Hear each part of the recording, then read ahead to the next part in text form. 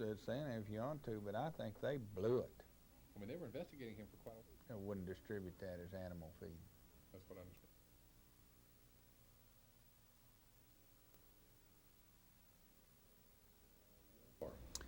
What we did was yesterday we confirmed in one lot several samples that were positive above the action level as far as heptachlor is concerned.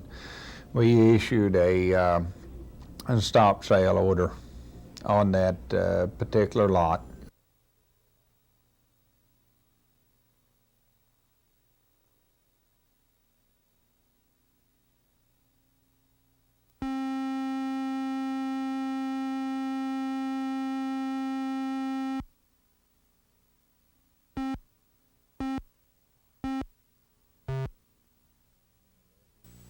Give me a leg, Eddie. For the men who spend their lives training and breeding horses, this is a special day. For years they've been wondering when all this work and investment would pay off, when they could race their horses at a major track in Oklahoma. Most think that payoff has finally arrived, and the future of horse racing in Oklahoma looks bright. We felt like if we didn't get the major league facility first, we would never get it. Now that we have it, we'll grow as Oklahoma will stand it. And the OHA will be the first one to support additional tracks when the economics show that it will be profitable. The Horsemen's Association is satisfied with the way things have worked out. Not so for a rival group, the Owners and Trainers Association. They say they're glad a major track has arrived, but they're not happy with the special conditions surrounding Remington Park. We need more tracks in Oklahoma. We don't need just one track in 1989. We have an abundance of good horses in the state. We're competing all over the nation with our horses and very favorably, and yet we're tied now to a situation where it's going to take so long for it to become a real live facility. It will be 2 years before any horses take the track at Remington Park, a long wait, and some horsemen are unhappy about that. Others are just glad a major track is finally here. Peter Mays, News 4.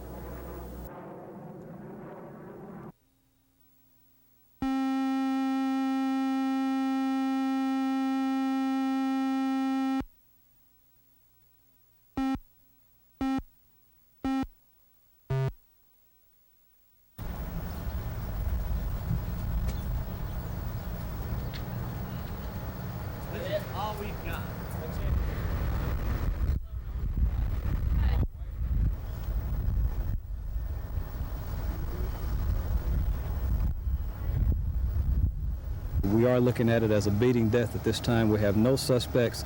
Medical examiner indicates that the person has been dead since at least yesterday evening.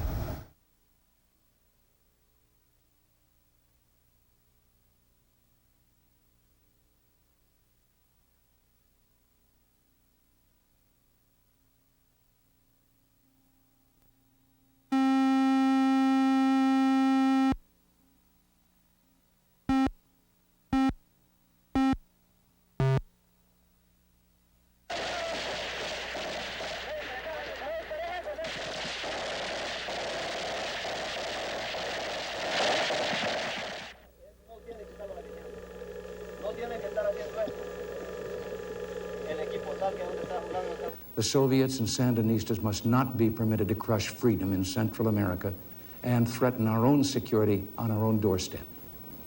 Now the Congress must decide where it stands.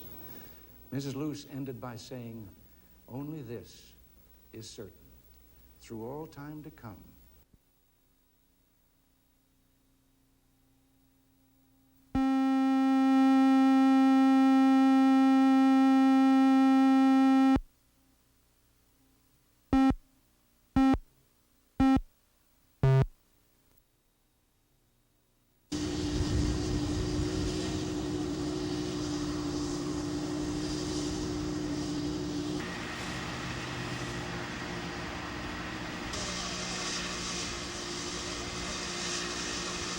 Whenever you got this amount of jet fuel or this amount of any type of flammable liquid concentrated in one area, escaping. We don't know where it's going. Of course, with the terrain and whatnot, it proposes a heck of a problem.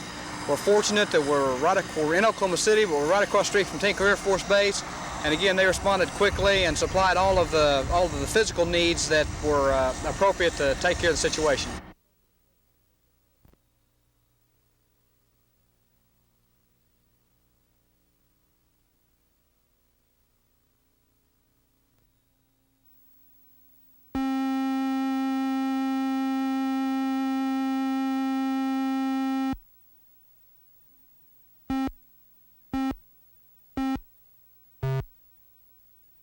I was a milk truck driver in St. Louis. My mother was a secretary, and in bankruptcy, who didn't make bad business decisions and on that, but I don't think there's any reason we can't do a good budget and do a good tax bill at the same time. Projections tell us that it's going to get stronger and stronger. I think there's a tremendous constituency in this country to get the budget balanced, and if taxes are a part of that picture, and I think people feel that they are. The question is, what's the most appropriate way to bring in some revenue right now? And I think there'd be a general agreement in this country that some kind of an oil import fee would be a sensible, reasonable way to do that.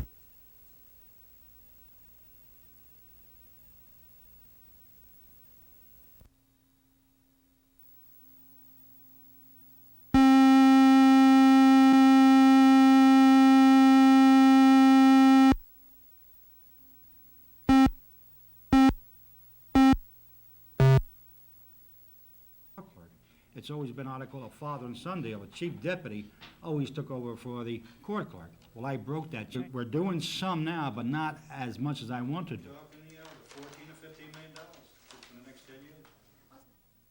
Somebody not doing a job, in my estimation, okay? You don't need statutes to make sure you're collecting the money or you're putting it in the right account, okay? To make sure you're not paying for typewriters, maintenance you don't have, or for paying for equipment you don't have a lease on, you know. You don't need statutes for that.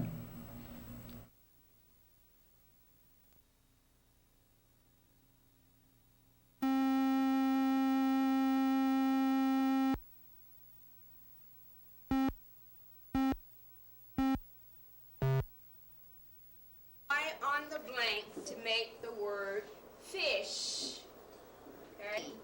What's your word? Bath. Bath. Soap. Okay. A. What's your word? We had devised a way of youngsters catching a bus to get a better education. At the end of that bus ride, what's important, not whether you catch a bus or a car, but that you're going to get a quality education.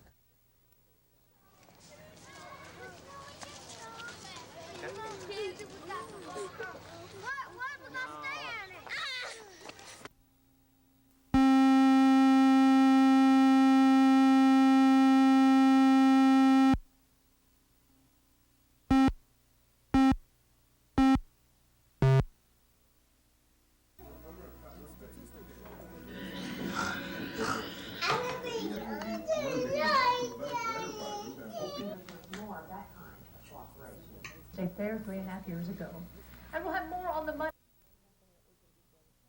There's nothing that we can do for them. We can help when they have problems that involve the city, areas that the city regulates. But as far as rates, no. We have no authority to regulate rates, and we have no authority to regulate programming.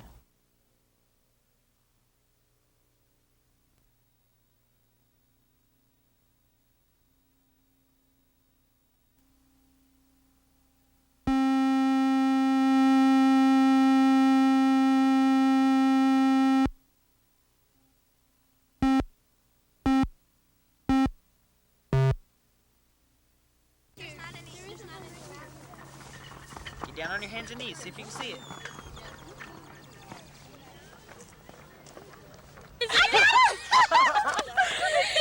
No, it's right in front of you. You can get it. No, see that? Yeah. All right. What is your name? Eric. Hi, Eric. You gonna find a bunch of Easter eggs today? Yep. Good.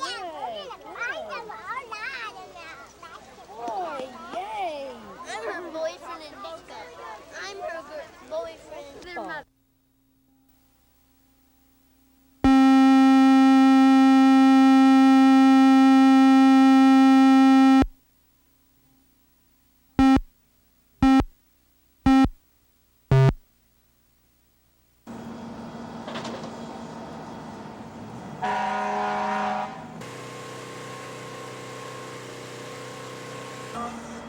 The electric's on this wall over here, the meters are. If there's a box.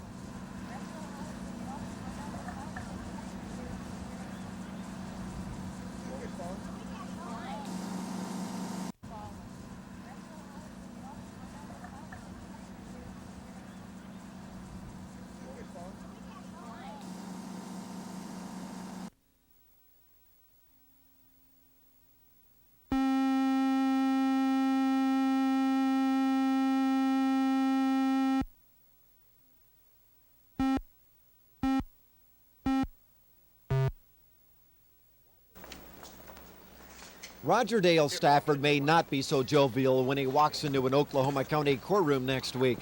Defense attorneys will be asking a judge to grant Stafford a new trial. The defense contends that Stafford did not receive a fair trial for the 1978 steakhouse murders because Stafford's wife, Verna, had been hypnotized before she testified against him. Investigators say they attempted to hypnotize Verna, but their attempt was not successful. It is very important for this court to clear up and to determine the full extent of the hypnotic session. It is quite clear that an expert in the field of hypnosis would be able to assist the court in making that determination. District Judge Raymond Nafee today denied a defense request to hire a hypnosis expert to determine if Mrs. Stafford was properly hypnotized. Verna Stafford is expected to be a prime defense witness during next week's hearing. Roger Dale Stafford will personally appear at next week's evidentiary hearing. Extra sheriff's deputies will also be here. Judge Nafee has ordered extra security for the session because of recent threats against Stafford's life. Scott Wallace, News 4 at the Oklahoma County Courthouse.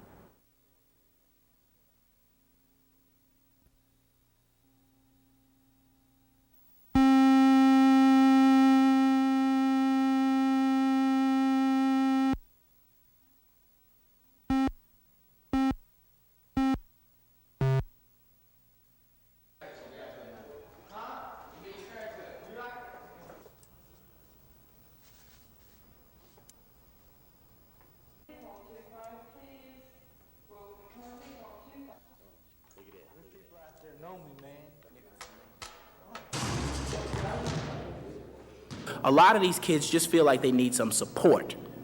And what the sheriffs are telling you in an adult jail, it is a holding facility, sometimes humanely, sometimes not. And basically they get, as the kids say in the vernacular, 3 hots and a cot, and that's it. You know, they just get them fed and, you know, they don't get out much. And they just hold them until somebody can do something with them.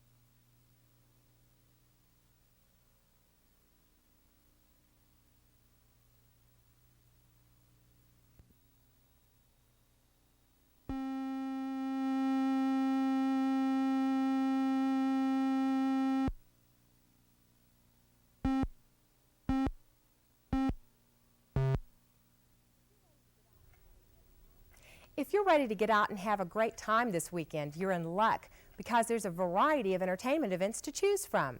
Here are a few you might enjoy for the fun of it. If you knew all that I knew, my poor Jerusalem. A special highlight of this Easter weekend will be the presentation of the play Jesus Christ Superstar. This contemporary musical features lessons and parables that appeal to a wide variety of people. Performances are at 8:15 tonight and tomorrow night at Oklahoma City Community College. The Easter story comes to life tonight and Saturday night at 8 and Sunday at 3 in the Civic Center Music Hall. That's a lie. Don't say that to me. Now, he tried to take a company of mine, to take a company with a trick that would have made T. Boone Pickens blush with shame. Edmond Community Theater and Central State University present the play Sabrina Fair, tonight and tomorrow night at 8 p.m. This romantic comedy tells a Cinderella story of a young girl who becomes involved in a love quadrangle. Performances are in the Edmond Community Center. Unusual shaped vessels with glazes inspired by ancient Oriental bronze work typify the works of ceramic artist Peter McDoogle at the Firehouse Art Center in Norman. There's several more events taking place if you're still looking for something that's just right for you.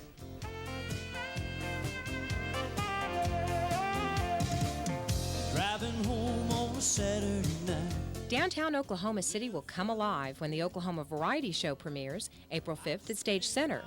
The John Arnold Band will be featured, along with various Oklahoma talents, including Channel 4's Ben and Butch McCain. The variety show will showcase local talent the first Saturday of each month at 7 p.m.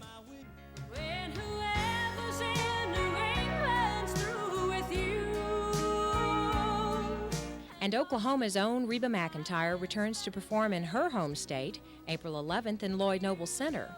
The country music superstar appears in concert with Grammy Award winner Ronnie Milsap. I'm Maria Lundberg. Whatever choice you make, I hope you get out and have a terrific weekend for the fun of it.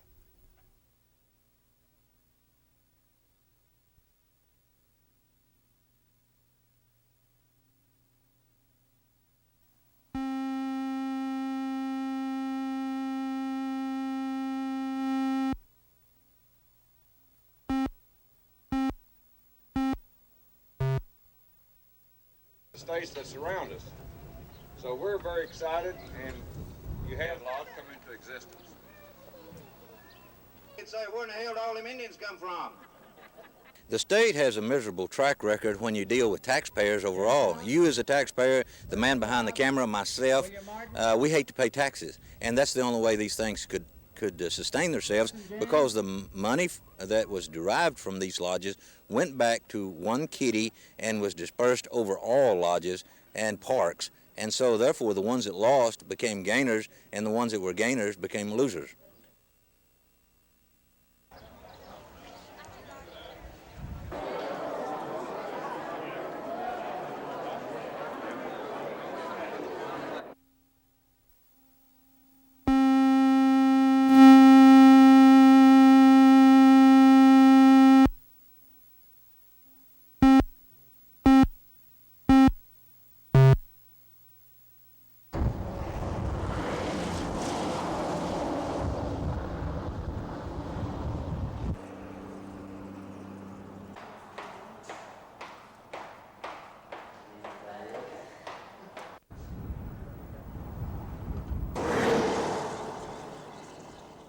It wasn't worth it just to keep the sign up there, is what it boiled down to. So what we did was we made the decision that while it was a landmark and that sort of thing, progress had come along, and we just simply have to do away with it. It wasn't economically or financially feasible to leave it.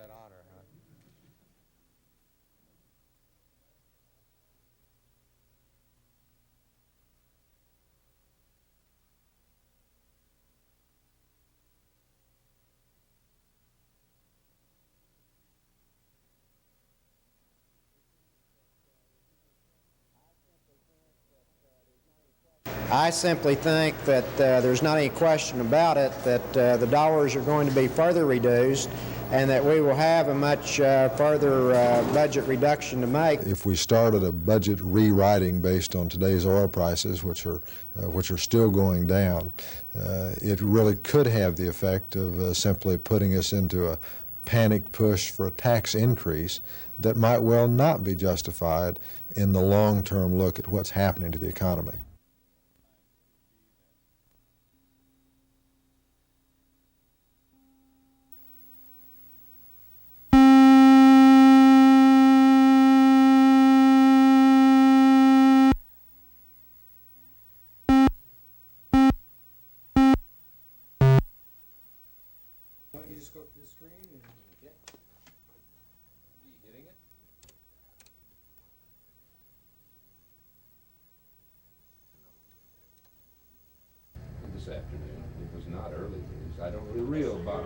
This has been happening throughout the country, and in the oil industry we expect some reductions in force. And the second perception might be that if they do reduce forces and overhead and exploration budget, that might improve their overall performance.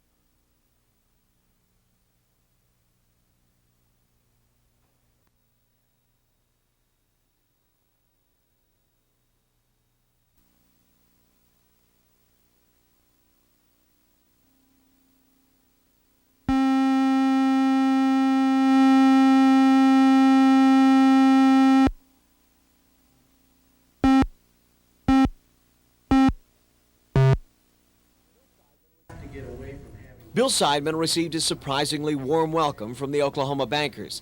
His predecessor, William Isaac, was almost considered an adversary in Oklahoma financial circles. Isaac's administration orchestrated the liquidation of Penn Square and then turned around and saved an insolvent Continental of Illinois, protecting all depositors from loss. Mr. Seidman expects to learn from past mistakes. An audit of the liquidation of Penn Square should be completed soon, and the new F.D.I.C. chairman knows things could have been handled better. We are very interested in evaluating how we did there. That was the first large bank that the payoff was ever attempted, and it was a very complicated and, as you know, messy situation. So I would not be surprised to find there are some things that we could do better, and I think that has to be expected. Seidman referred to Oklahoma's failing economy as near depression, but he claims Oklahomans should not lose confidence in banking. The F.D.I.C. chairman says the agency has reserves to cover all insured deposits. They're insured by the F.D.I.C. The F.D.I.C. is in very sound shape with over $18 billion of assets, and therefore they need not worry about their deposits. They're insured deposits. Seidman admits Oklahoma's banking industry isn't faring as well as most states, but he says the banking industry is cyclical, and when you're at the bottom of the curve, there is only one way to go, and that's up. At the Lincoln Plaza, Kurt Autry, News 4.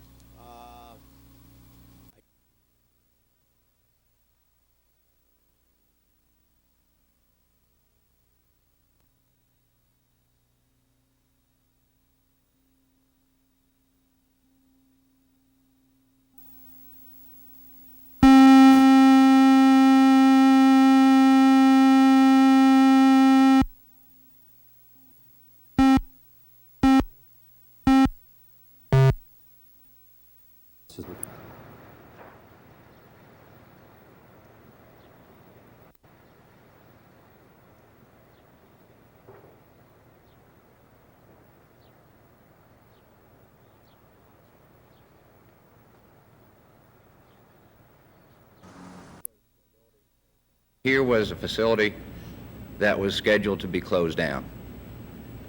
But it took a group of people, the private sector, public employees, got together, went to McCrory's and said, we've got some ideas, let us show you, and they liked them, and they're staying.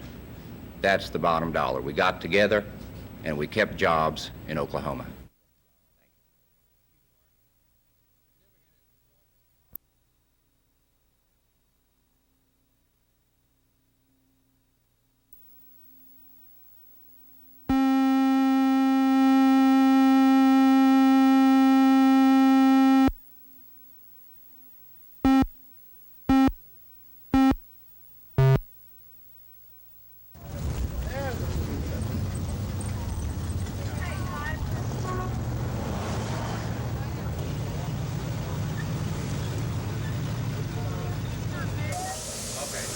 Are we gonna be on the TV too?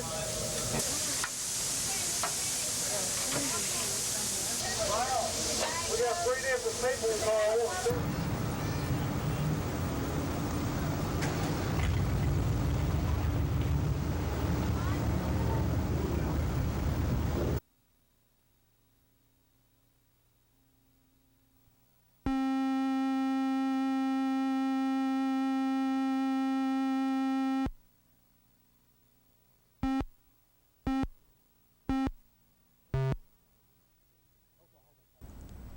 Oklahomans have a rich tradition of helping their neighbors. It used to be an old-fashioned barn raising or house raising. Today, in the modern world, it's just looking for those around you who are in need. You can keep that tradition alive by being a volunteer.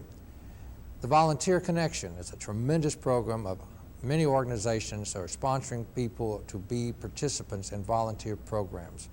KTVY Channel 4 is one of those sponsors. I urge you to consider being a modern-day Oklahoma volunteer.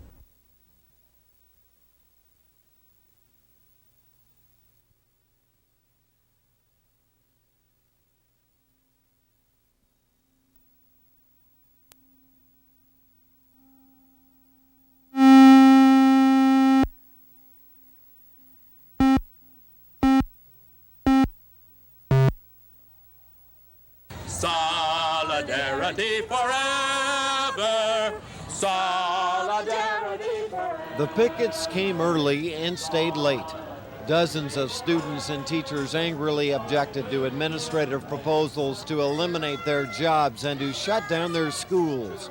The protesters said they did not want the estimated $6.2 million in needed budget cuts to come at their expense. You started out with a prayer that said you hoped we'd come and open up your ears tonight and each of us hear each other, and now you're shutting our mouth at the microphone. The special school board meeting began at 6 o'clock last night. It would last for nearly 10 hours as board members tried to figure out how to save the needed money. The fiercest opposition of the night came from 100 Cleveland Innovative high school students. The students objected to the proposed closing of their school. At Cleveland Innovative, I'm not harassed. I've never been harassed. I'm not strange, I'm not a weirdo or an outcast. I'm an individual, I'm an artist, and I'm myself, Sean Murray. And that's what I love about the school, and what a lot of other people standing behind me here love about the school too. Following a 3-hour executive session, board members voted to postpone making a decision on whether to close Cleveland Innovative until next week. The board also voted to terminate only a fraction of the teachers who had been scheduled for firing. In the words of one administrator, the school board is obviously not done yet with its budget cutting. Scott Wallace, News 4 at the School Administration Building. Ms. Floyd? Aye. Mrs. Thomas? No.